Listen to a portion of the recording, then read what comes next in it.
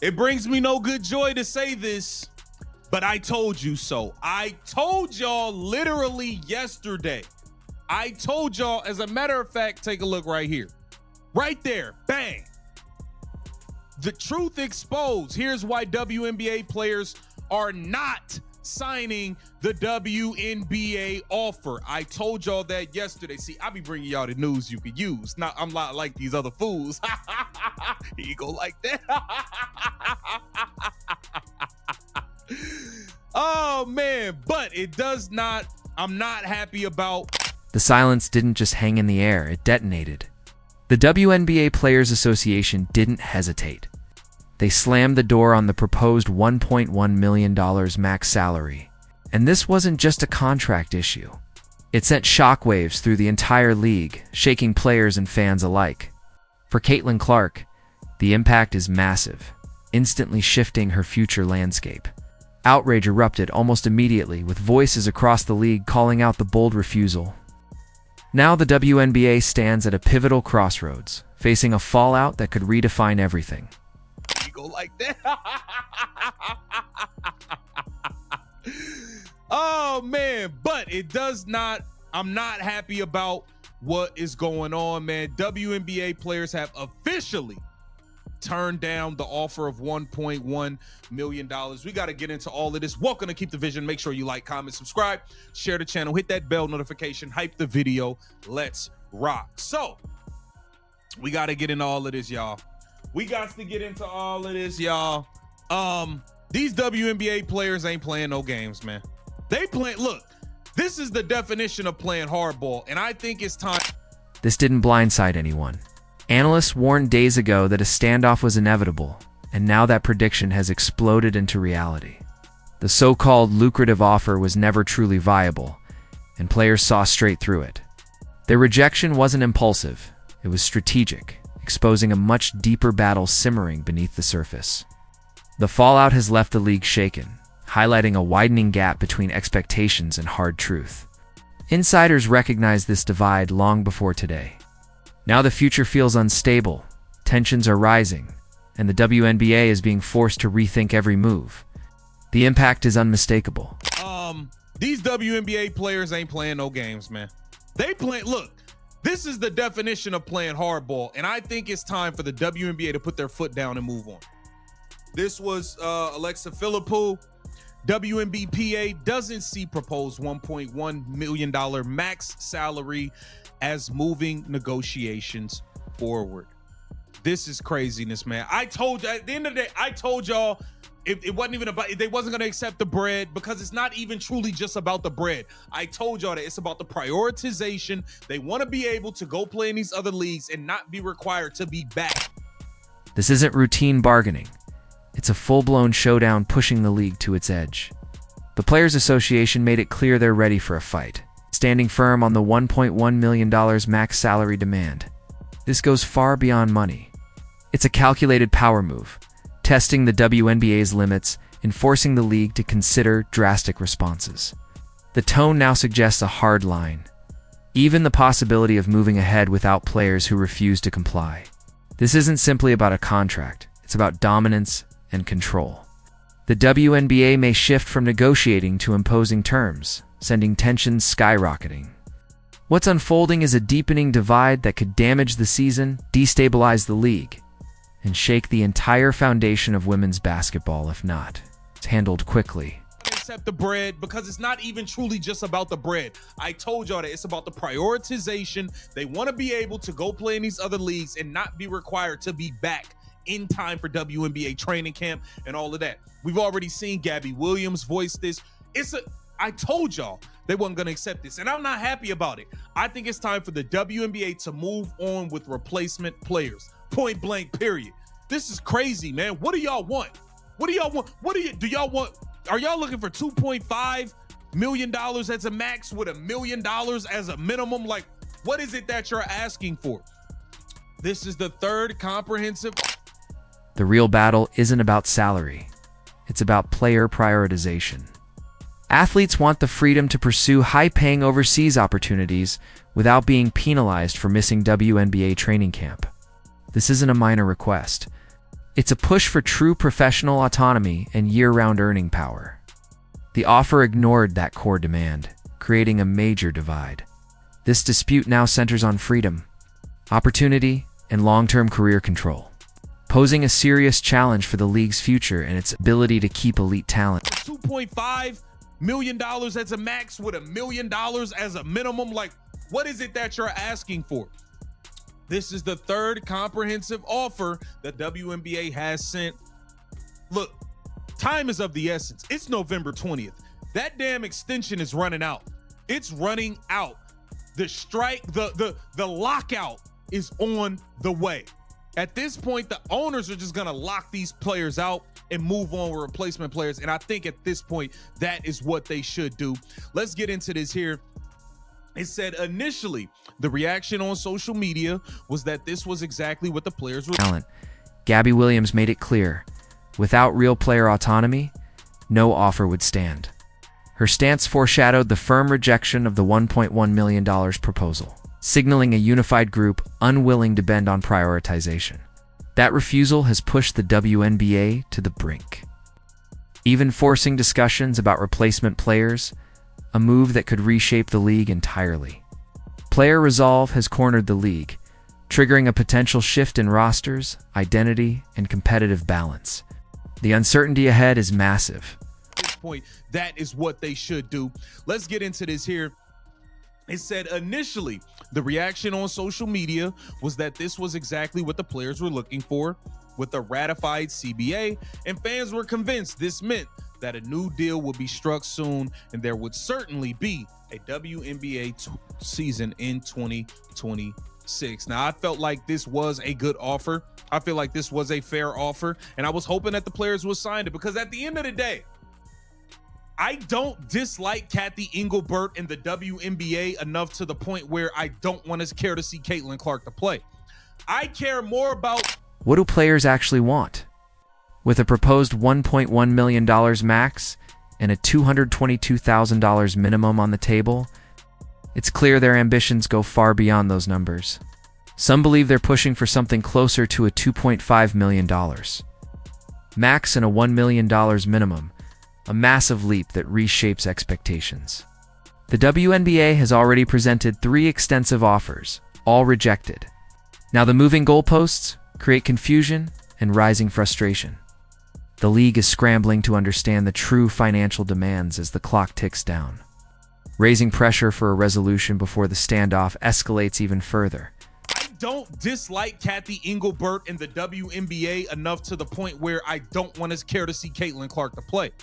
I care more about seeing Caitlin Clark play. I enjoy watching her play more than I'm disgusted by the WNBA, than I'm disgusted by Kathy Engelbert. So I'm hoping that a deal gets done. I'm not one of those people that want a lockout. I just can read between the lines, and I knew the players were not going to accept it. Think about all of this stuff, man. This is everybody involved is a conflict of interest. All these people on the board either have interest in stake and unrivaled, and they're getting money over there, or they're in project. Time is slipping away. The November 20th deadline has passed, and every moment pushes the league closer to a lockout or full-scale strike. The possibility of the WNBA season coming to a standstill is now very real, forcing owners to contemplate extreme measures. Growing sentiment points toward locking out players entirely and moving forward with replacements. This shift from negotiation to ultimatum shows just how strained things have become. With patience exhausted, the league is bracing for a seismic overhaul, one that could disrupt the WNBA's structure, stability, and long-term appeal, leaving its future more uncertain than ever.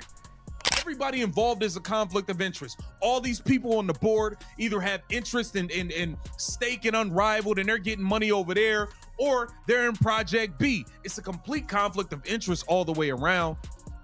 It's a complete conflict of interest all the way around. They can't say it's about the money. The most money Unrivaled can offer you is $250,000. That is the minimum in the WNBA with this offer. That is near the minimum in the WNBA with this offer. So it can't just be about the bread, which is what I've been saying. Here it says, ESPN Insider provides new information on WNBA CBA negotiations. Initially, social media responded positively. with fans convinced that the $1.1 million offer met players' expectations. There was widespread optimism that a quick ratification of the new collective bargaining agreement (CBA) would lead to an exciting 2026 season. Many considered the deal fair and even generous, fueling hopes for a swift resolution. Public support emphasized the deal's appeal, making rejection seem shocking and difficult to understand. However, the gap between public expectations and the players' internal sentiments revealed a deep divide. The issues went beyond finances, shattering the illusion of an easy fix and raising doubts about the league's future. Many fans are puzzled by the players' stance on this critical agreement, which impacts confidence and progress, raising questions about what it will take to satisfy their demands. This disconnect has caused frustration among the public. For many, the main concern isn't the internal dispute, but the chance to see stars like Caitlin Clark on the court. Her magnetic presence transcends labor disagreements, embodying the spirit of the WNBA. Fans had hoped that a deal would be swiftly reached, so Clark could continue inspiring audiences. This situation highlights a core conflict. Despite frustrations with league management, passion for the game and admiration for rising stars often outweigh organizational disagreements. The potential loss of Clark's presence due to a lockout or strike is unsettling. It underscores the immense pressure on both sides to find a resolution that protects the league's key assets and preserves the sport's joy and star power. Hidden beneath these negotiations are conflicts of interest, with some board members and player leaders involved in competing ventures like Unrivaled or Project B, creating conflicts that could influence CBA decisions and impact other leagues. Profitability. If this debate were strictly about money, the numbers alone would settle it. Unrivaled's $250,000 max offer can't compete with the WNBA's proposed $222,000 minimum or the $1.1 million max. That huge disparity makes one thing clear. The motivations driving this conflict go far beyond salary. This is a battle for market positioning, leverage, and long-term influence, not simply player welfare. And that reality is intensifying mistrust across the league, making a transparent resolution even more difficult. ESPN WNBA insider Alexa Philippou shed light on the true sticking point during her appearance on NBA Today. According to Philippou, the Players Association believes the WNBA's latest proposal, despite its headline-worthy numbers, a $1.1 million max, $222,000 minimum, and $460,000 average salary still fails to address their most important demand: a revenue-sharing system that scales directly with the league's growth. This is the real divide. The league is offering higher pay. Players are demanding a structural shift. Philippou emphasized that athletes see the proposal as lacking meaningful progress because it doesn't include the type of revenue share they consider essential for long-term equity. To them, salary growth must reflect business growth. That's not a preference, it's a cornerstone requirement. And yet another complication looms. Even among players, the exact framework of a mutually acceptable revenue share model remains unclear. Philippou noted that while players unanimously want revenue sharing, the specific parameters, percentages, triggers, and operational mechanics are still undefined. That ambiguity makes it nearly impossible for the league to deliver a proposal that meets player expectations. Turning negotiations into a constantly shifting target, this conflict isn't about a temporary salary bump. It's about building a future where compensation rises alongside the WNBA's expanding financial power. Without clarity, alignment, and a shared vision, the standoff will only deepen, and the league's stability will hang in the balance. The lack of concrete, detailed proposals from players, even as they reject every offer, highlights a deep disconnect that continues to paralyze negotiations. The WNBA has repeatedly moved upward in good faith, presenting an $800,000 max salary, then $1 million, and ultimately a $1.1 million ceiling. Each increase represented a major concession, yet every proposal has been dismissed, leaving many inside the league wondering whether any number would ever satisfy the players. The frustration is growing, and the impasse feels increasingly immovable. If $1.1 million isn't enough, what figure would be? With time running out and the season's future at risk, a more radical idea is gaining traction, moving forward without resistant veteran players. The argument is simple. Build the league around its explosive young talent. Rookie contracts and the promising 2026 draft class offer a fresh, affordable foundation. Imagine a WNBA led by Caitlin Clark, Angel Reese, Cameron Brink, and Nika Mall, supported by rising prospects like Lauren Betts, Aaliyah Edwards, Olivia Miles, and Flo Johnson. The league could shift from conflict to rebirth by centering the next generation. This approach would create a fast, energetic, marketable roster filled with emerging stars who already dominate headlines and draw national attention. Many believe the league's growth is being driven primarily by these new faces, not by aging veterans who no longer anchor viewership or ticket sales. Caitlin Clark's unprecedented impact alone demonstrates where fan interest is heading. Supporters of this bold strategies say the WNBA should embrace the momentum of its young core and stop allowing veteran resistance to stall progress. A youth-focused rebuild could reshape the league's identity, attract new fans, and secure long-term commercial sustainability. Instead of remaining trapped in a stalemate, the WNBA could use this moment to redefine its future with the players who represent it best.